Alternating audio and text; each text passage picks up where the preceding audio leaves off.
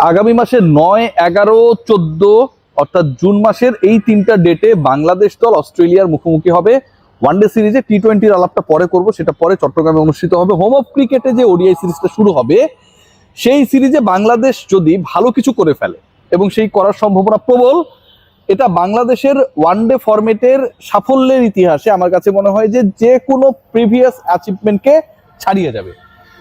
অস্ট্রেলিয়ার বিপক্ষে বাংলাদেশ দল একটাই ওয়ানডে ম্যাচ জিতেছিল, সেটাও কার্ডিফের সোফিয়া গার্ডেনে মোহাম্মদ আশরাফুলের মহাকাব্যিক সেঞ্চুরি বাংলাদেশকে সেই ম্যাচটা জিতিয়েছিল। বাঘের গর্জন শুনেছিল বিশ্ব। এরপর কেটে গেছে আরো 20 বছরেরও বেশি।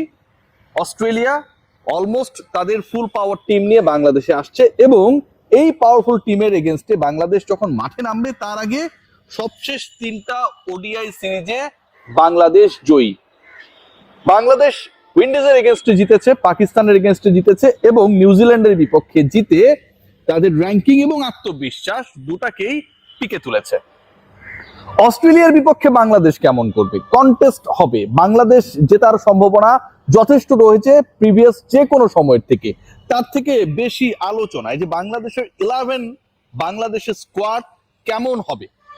সবশেষ 3 সিরিজে জিতলেও বাংলাদেশের কয়েকটা পার্টিকুলার জায়গায় যথেষ্ট প্রবলেম রয়েছে, যেগুলো সলভ করার চেষ্টা রয়েছে, এবং সেই সলভ করার চেষ্টায় এখন পর্যন্ত টিম ম্যানেজমেন্ট সফল হয় নাই।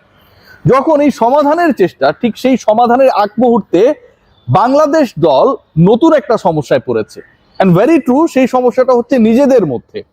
জাতীয় দলের যে ক্রিকেটাররা রয়েছে, যারা ডিসিশন মেকিং এর সাথে জড়িত, জাতীয় দলের ম্যানেজমেন্টের সাথে যারা রয়েছে, যারা কোচিং এ রয়েছে, এই পুরো গ্রুপটার মধ্যে একটা অস্পষ্টতা তৈরি হয়েছে, একটা বিভ্রান্তি তৈরি হয়েছে।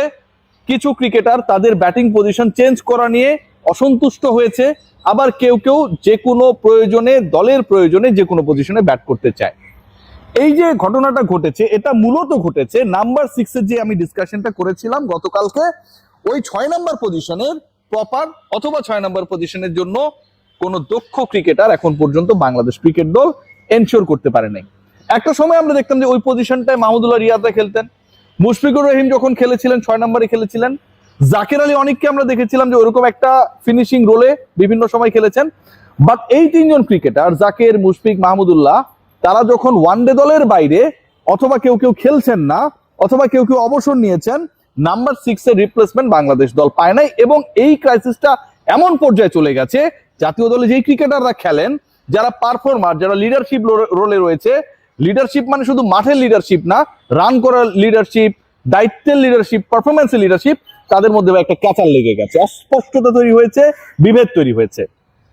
এবং সেই বিভেদ মেটানোর জন্য নাম্বার 6 এর সলিউশন হাবিবুল বাশার সুমনের সিলেকশন প্যানেল খোঁজার চেষ্টা, এবং সেখানটায় এমন একজন ক্রিকেটার, যেটা আপনারা ট্যাগ লাইনেই দেখছেন, আলোচনায় রয়েছে, যেই ক্রিকেটার এই মুহূর্তে চলমান ঢাকা প্রিমিয়ার লিগে একটা দলের নেতৃত্বে রয়েছেন, ক্যাপ্টেন্সি করছেন, যিনি একটা সেঞ্চুরি করেছেন, অর্ধশতকও রয়েছে, টোটাল 267 রান করেছেন, স্ট্রাইক রেট যেটা বলি 129, মানে 130 এর মতো, প্রতি 100 বল খেলে তিনি 130 এর কাছাকাছি রান করছেন, এবং এভারেজ সেটা হচ্ছে 89।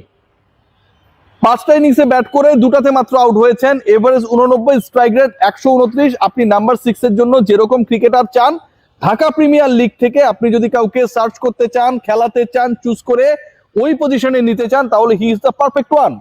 একই সাথে আপনার কাছে এই প্রশ্ন জাগতে পারে যে এরকম একজন ক্রিকেটার অনেককেই ডোমেস্টিক ক্রিকেটে ভালো করতে দেখি, but end of the day তারা ন্যাশনাল টিমে নতুন হবার কারণে, ন্যাশনাল টিমের পরিবেশ না বোঝার কারণে আসলে ওই পারফরমেন্সের রিপিটেশনটা করতে পারে না।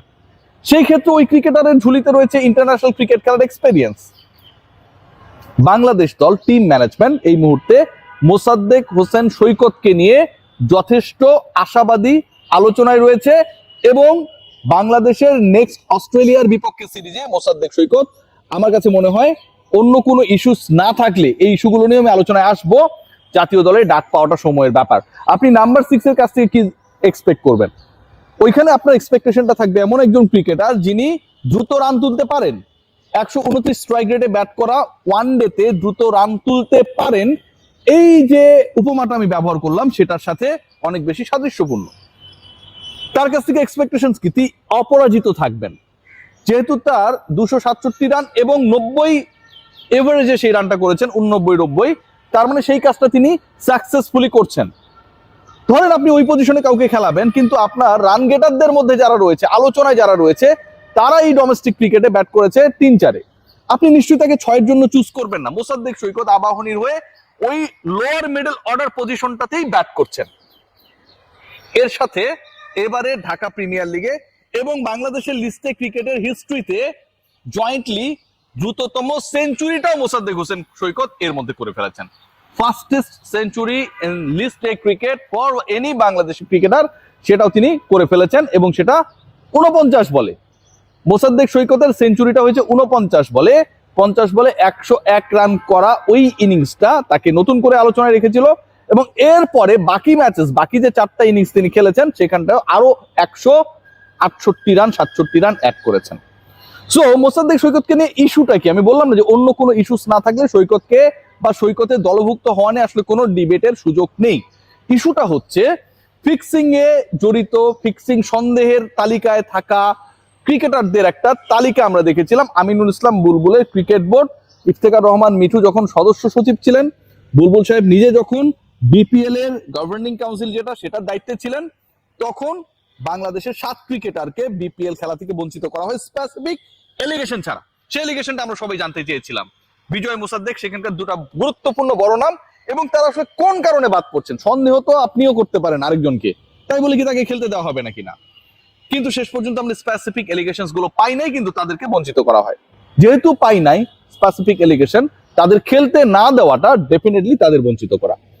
এবং ওই ঘটনার পরে, ওই ডিসেম্বরের ঘটনার পরে আরো 6 মাস চলে গেছে, এখন পর্যন্ত মোসাদ্দেক বিজয়দের ব্যাপারে কোনো ধরনের স্পেসিফিক এলিগেশন আসে নাই।